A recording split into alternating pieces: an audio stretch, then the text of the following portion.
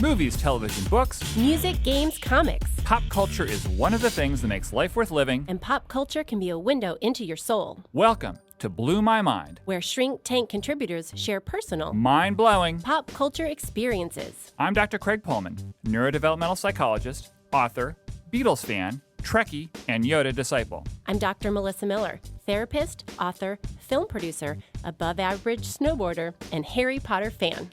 Melissa, we have talked about Harry Potter many times before. We're both big fans. How did you first come to Harry Potter? What was your first experience with it? I was in grad school, so I was probably 25 years old, and a friend of mine mentioned that she was reading a children's book and loving it. So she kind of turned me onto it. I didn't know much about it, and I thought, I need a book for fun to read to balance all my grad school readings, and I read the first one in 2 days. I fell in love immediately. How about you? Well, when you read it, was the second one out yet, or was it? Yeah, so actually the third one had just come out. Oh, really? Yep. Okay. So I read the first three immediately, and then I had to wait many, many long years to finish the series. So I also heard that there was this great series. This is in the late 90s when it first came out. And I knew it was a children's series, but I knew a lot of adults were reading it and loving it. And I knew some of the plot. And growing up, I was a big fan of Lord of the Rings. I played Dungeons and Dragons, so I knew it was going to be up my alley. But I didn't crack the books. And then the first movie came out, I think in 2000. Does that sound right? Mm-hmm, Somewhere. It does. Yeah. And my wife and I went to see it, and I liked the movie. I thought it was, it was okay. But I sensed that, wow, I bet the book is fantastic. But I vowed to stop with the movies, and I wanted to wait to read the books until I could read them as a parent and read them with my kids. Yes. So then I had to wait. I love it. I love it. And I will say, reading them before I was a parent was one experience, but it's been a totally different experience. So I can't wait to talk about that. We have so much more to discuss about Harry Potter, and we've got two special guests to help us with that today, both of whom have read the full series and are huge fans. Joining us today is my oldest son, Josh. He's 14, a rising ninth grader, terrific soccer player, and soccer fan. Josh, what are you most looking forward to later today? Watching the World Cup or playing Fortnite? Well, I gotta say, probably watching the World Cup, because that only happens once every 4 years, and I just, gotta seize the opportunity. So you're gonna give Fortnite a little bit of a rest during the World Cup. Yeah. And also joining us is my daughter, Hannah. She is 9 years old, and she's going to be in the 4th grade this fall.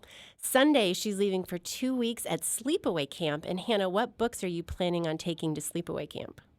I'm planning on taking one of the Harry Potter books. Which one? Probably the 4th or the 2nd. And I'm probably going to take The Cursed Child with me, too. Going to fill up camp with rereading Harry Potter, huh? Yep. That's a lot of... Now, Hannah, have you read Cursed Child yet? I'm reading it right now. Oh, okay. And Josh, you read Cursed Child, right? Yeah. So yeah, we've all either read it or are in the process of reading the 8th book. Right. The screenplay book. So let's talk Harry Potter, since we're all Harry Potter fans here. I'm just curious, if you think about the whole series and all the different ways that wizards and witches get from one place to another, what would you all say is your favorite mode of magical transportation? And let's set aside disapparition, because I think that's kind of cheating. So what are some of all the other ways that they get around? What would be your favorites? The Weasley's car is pretty cool. That is one of the best scenes in the whole series, is when Ron and the twins rescue Harry from Privet Drive in the Weasley's car. I love that. That's a good pick. Great pick. How about you, Hannah? I would like to ride on a hippogriff. Oh, awesome. Yep. Hannah loves animals and flying. She's been talking about wanting to fly in any form while she's read this book. That's awesome. Melissa, how about you?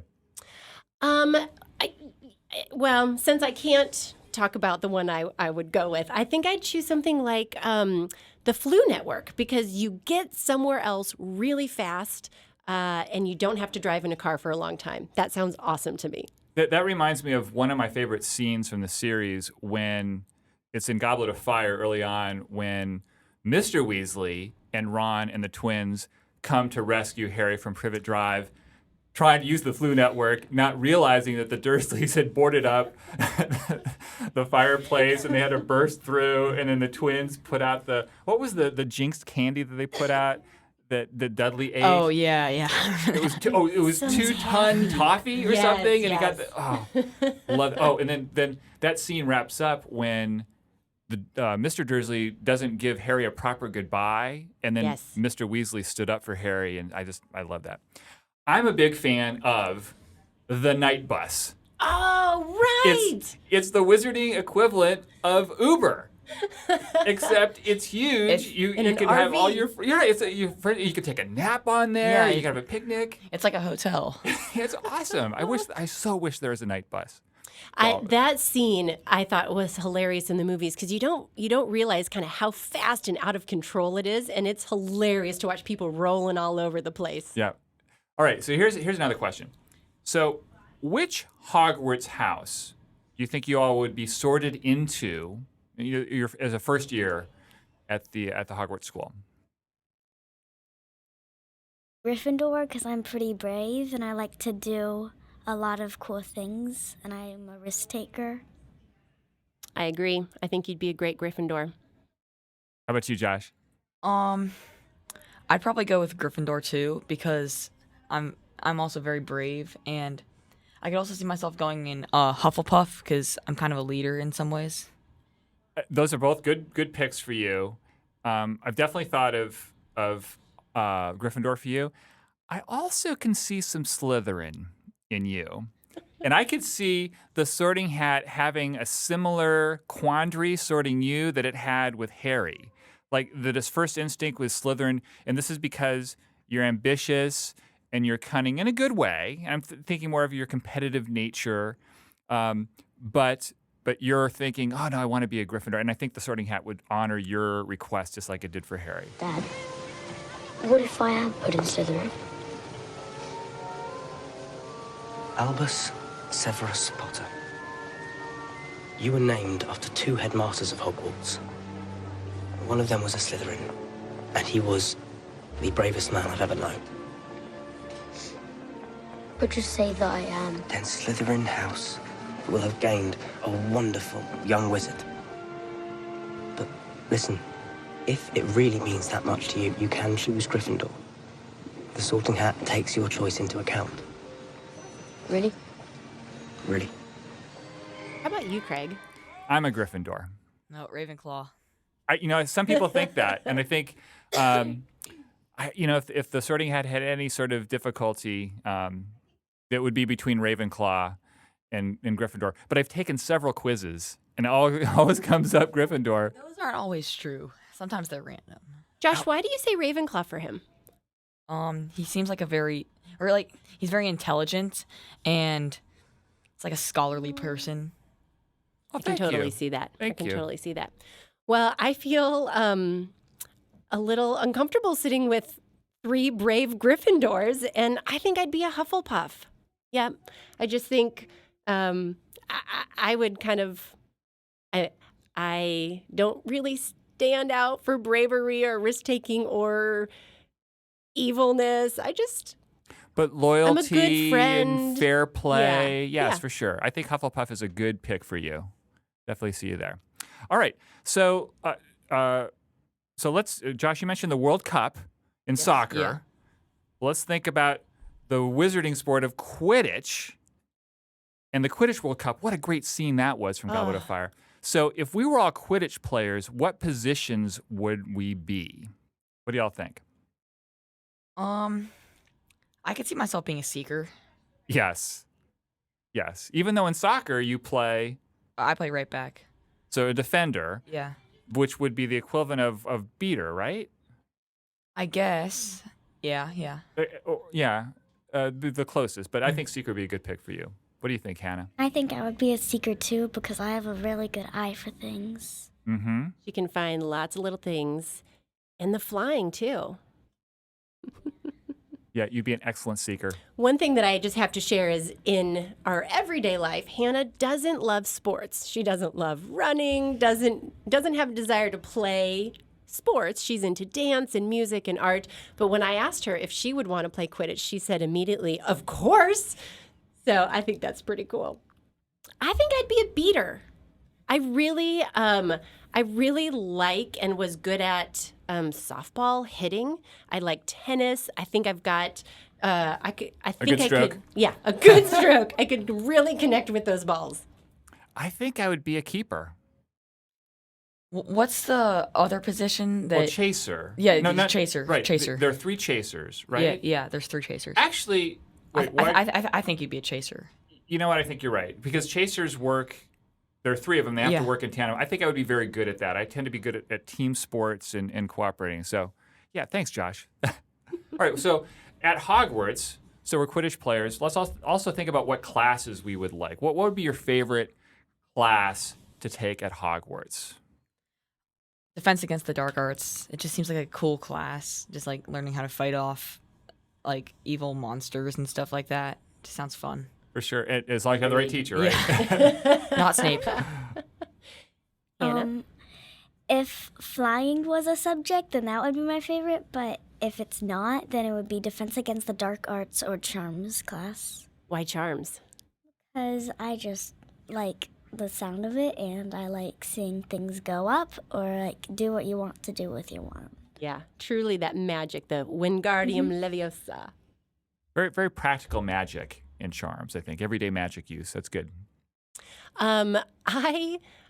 I love all the subjects, and I think I would have a blast with them all, but I really have always loved Professor Trelawney and divination, and I would love to be up in her little attic reading tea leaves and making predictions. I think that'd be pretty great. And knowing what's coming next. That's right. She would say that you're cold. Your heart, your soul is cold. She would.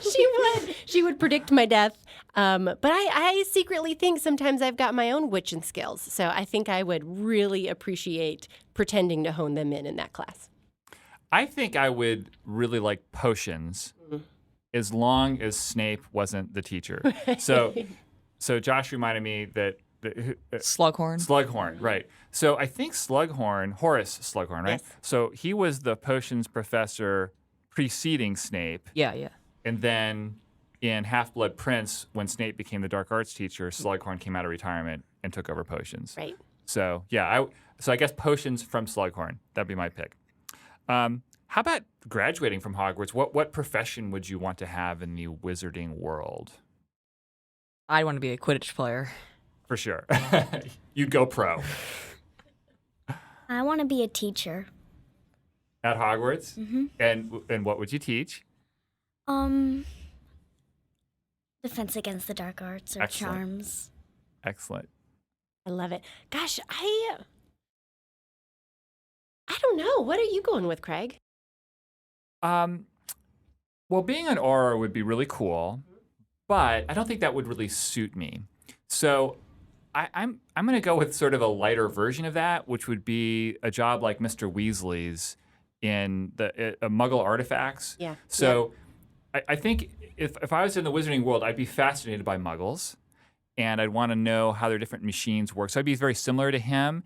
And if something became charmed or animated, I think it would be sort of a mystery or a puzzle to solve, but it wouldn't be life or death, like the Aurors had to deal with. So I'm going to go with Muggle artifacts. Nice.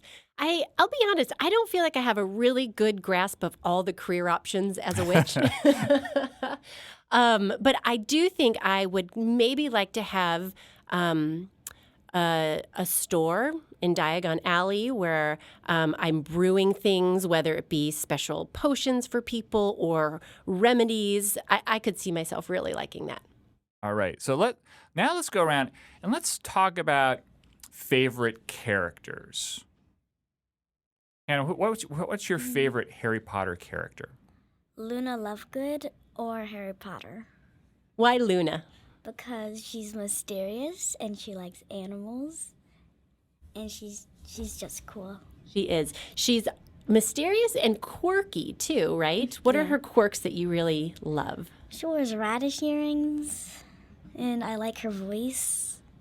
I think you also look a little bit like her. And so is there any pull to like her for that reason? Yes. You're not going mad. I can see them too. You're just as sane as I am. Josh, how about you? I like Harry. Harry's just he's a cool guy. I've always seen myself like kind of as him, and he's just kind of it's hard not to like him in a way. So I'm gonna say Harry. He's a courageous guy. That's his defining characteristic. That suits you really well. Well, you all know that my favorite Star Wars character is Yoda, so obviously my favorite Harry Potter character is Dumbledore. He's awesome. He's a great teacher, mentor, and a really powerful wizard. Love him. Love him. I'm going to have to go. I think this is going to surprise you all, but I'm going to go with Snape. I think he is, at the end, when we really understand the complexity of his character and what he has really sacrificed, I love him so much. And the more you learn about his backstory, I have such a soft spot in my heart for him. And I also think he can be hilarious. I think he can be really funny in his dry sarcasm. At the beginning of the book, he's easy to hate, but the more you get to know him, you appreciate him. And I really just like the complexity of his character. Severus.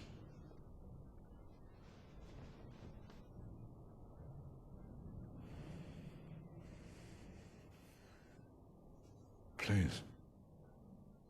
Avada Kedavra.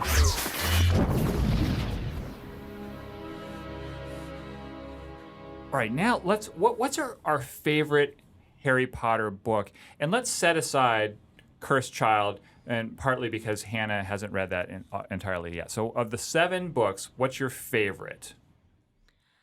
The Half-Blood Prince, because like it's very suspenseful, and it's a hard read, but like it's very suspenseful, and it was just so hard to put down, and it sets everything up for the last book too, which is cool.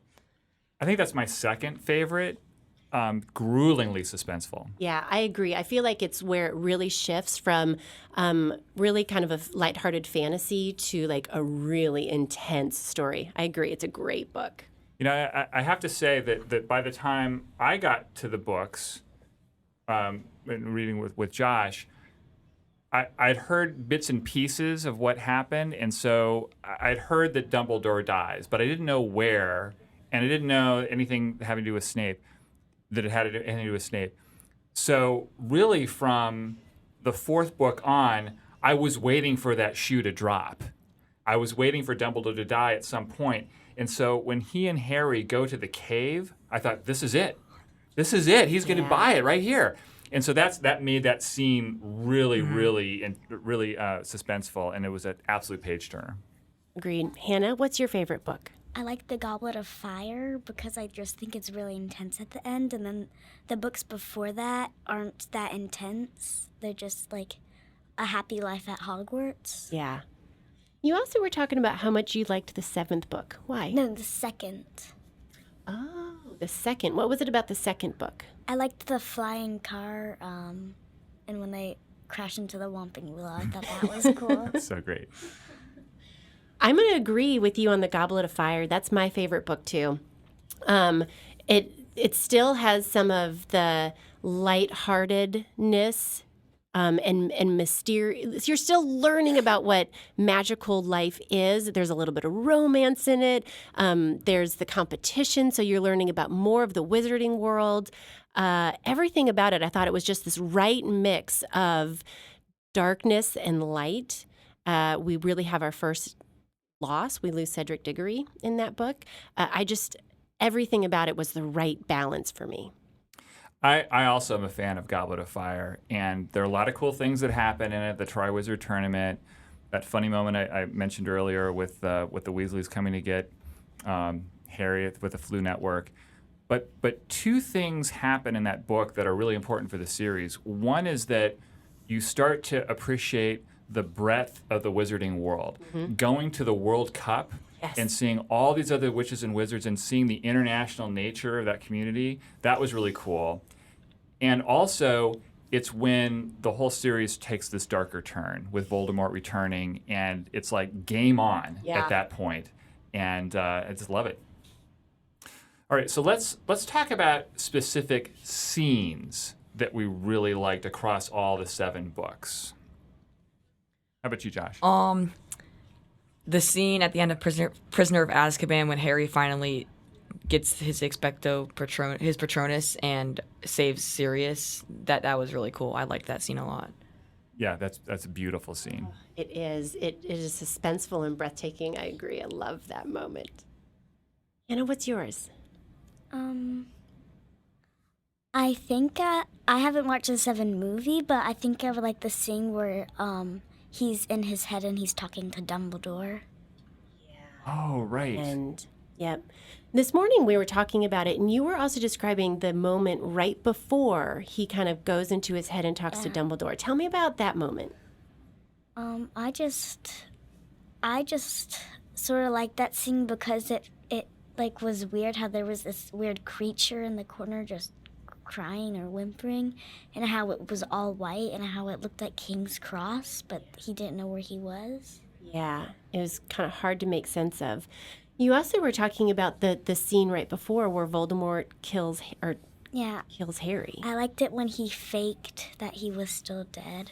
Yeah, that moment where like everybody's paused and nobody kind of knows who's alive and who's dead and everything's silent, and after this epic battle, and then it's just quiet. I like how Miss Malfoy lies that he's not dead.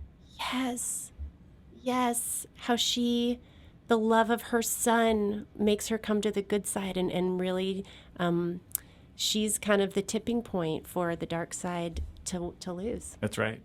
It's amazing. That's great. Such a great moment. I'm gonna have to stand tall or stand firm, and my moment is in the first book when Harry finds out he's a wizard. I know you love that one too, Hannah. I'm a what? I'm a what? That scene where the Dursleys are fleeing as far as they can, and the letters keep pouring in, and then Hagrid, this beast of a man, pounds down the door. And I think that's also why I love the whole book, because I think, this idea that in life when things are hard and you kind of wish for something else, that moment that somebody will come and tell you, this isn't your life, this you're made for something different and exciting and magical. It's just all the hopes that something like that could happen. Watching it unfold for Harry, who you just feel so bad for, is just a beautiful moment. My favorite scene takes place in Goblet of Fire, and it's the whole Voldemort resurrection and then Harry returning with Cedric's body with the portkey. That's about 3 chapters worth. And it's just really eerie and so important that Voldemort comes back to his physical form.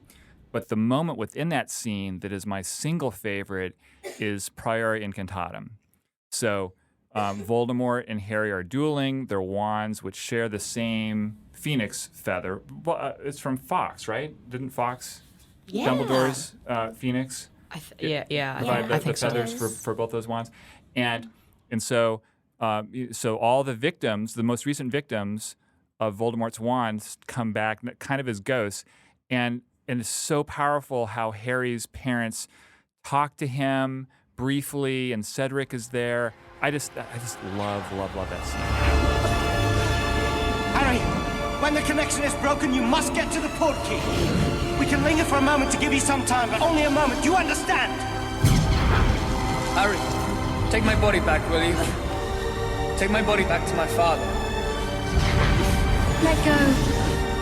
Sweetheart, you're ready. Let go. Let go.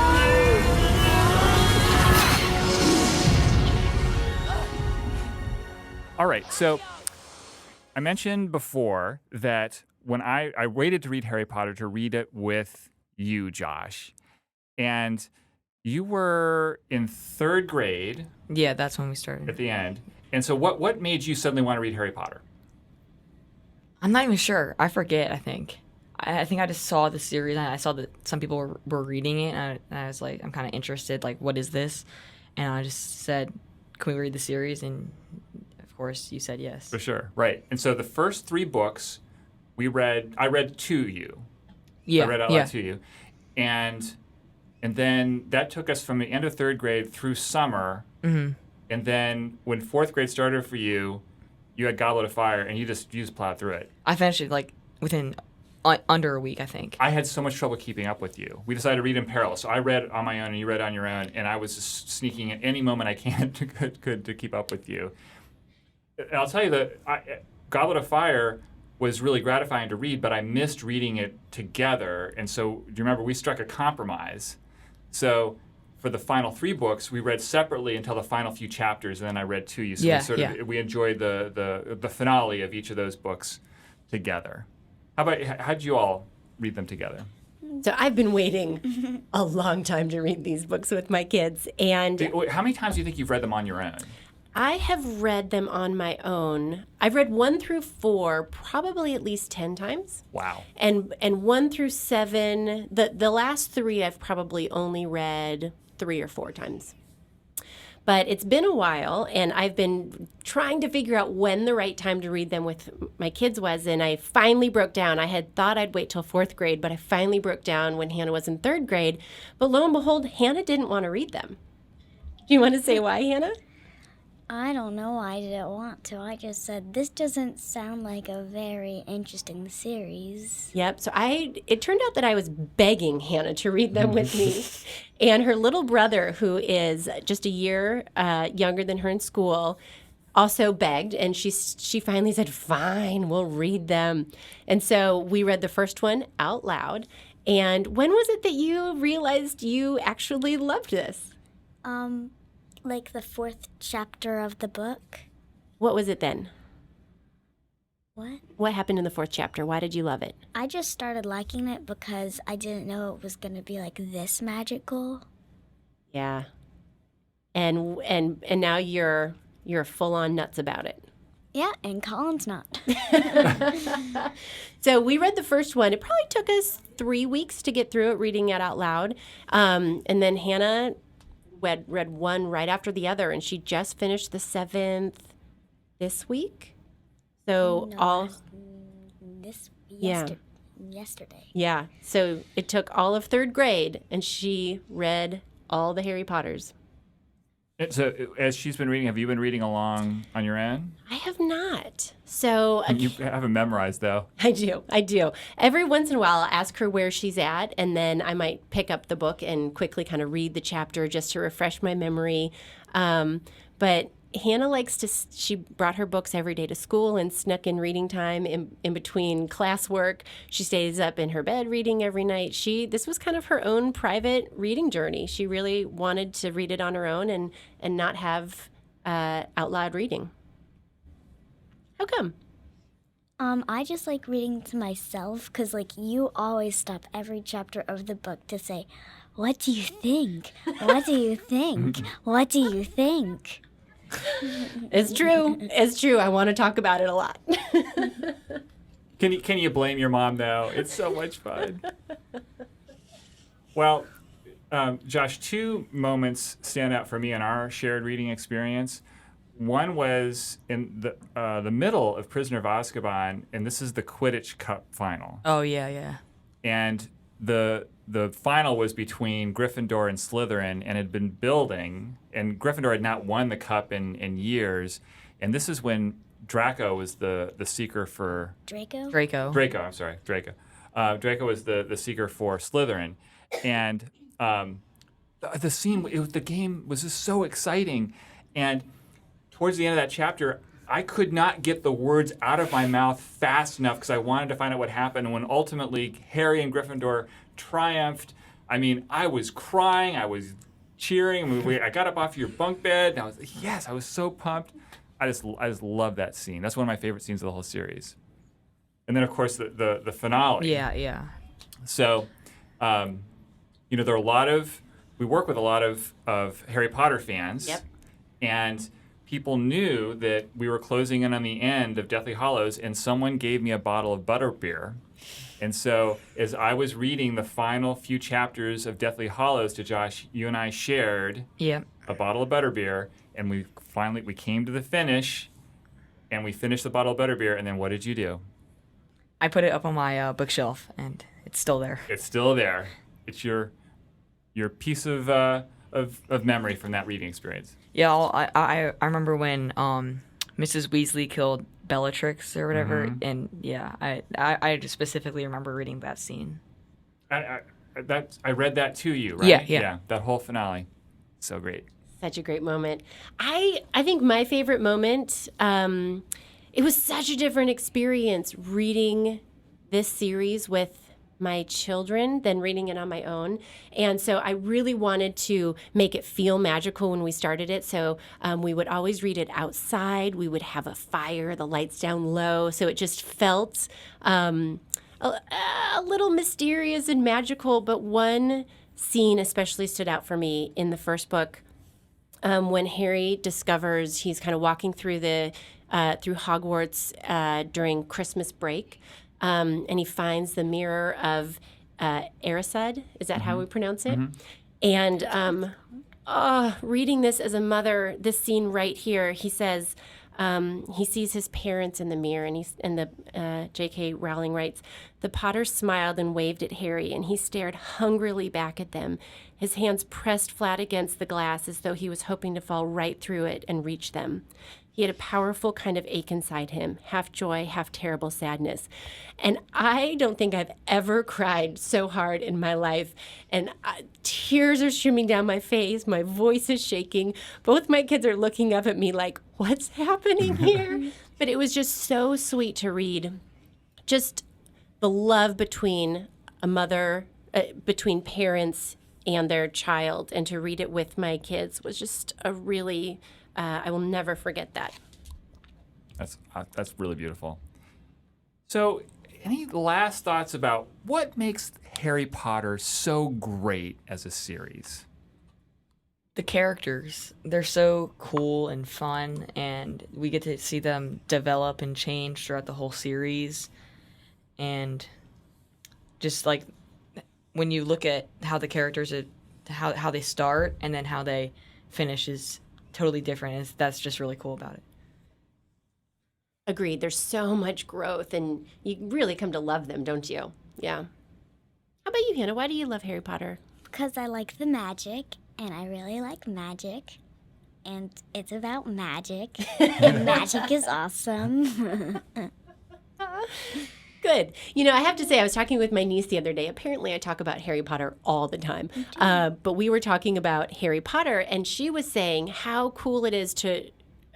she was young when it came out, so she has read it many times over the age span of her life, and how at different ages, different things have stood out, and it's meant different things to her. So I love that at Hannah's age, it's fun, it's magical, it's just about the wizarding world. But then the older you get, there's these different themes that come out and become powerful. So I think this is why it's a universally loved book, is that it's incredible for everybody, and every time you read it, it's different. You know, my answer is similar to that. I think there are many things that make it a great series. It's exciting, the characters, but I think the life lessons and the themes. For example, to me, the greatest characteristic of Harry is his bravery, and and he's such a contrast to Voldemort, who's really driven by fear. And I think that's a really important lesson, that in life, if you face your fears, it's okay to be afraid, but if you can handle it, you're gonna accomplish great things. Yeah, can't get better than that.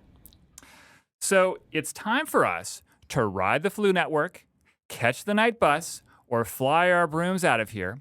If you're listening and have a thought about Harry Potter, or would like to share an idea for a show topic, please email us at feedback@shrinktank.com. Thank you so much, Hannah and Josh, for joining us. Our audio engineer and editor is Sean Beck. He's no squib. Be sure to check out all of the content, including articles, videos, quizzes, and surveys on our website. Shrinktank.com is the place for all of your psychology and pop culture needs. Until next time, I'm Craig Pohlman. I'm Melissa Miller. And this is Blew My Mind.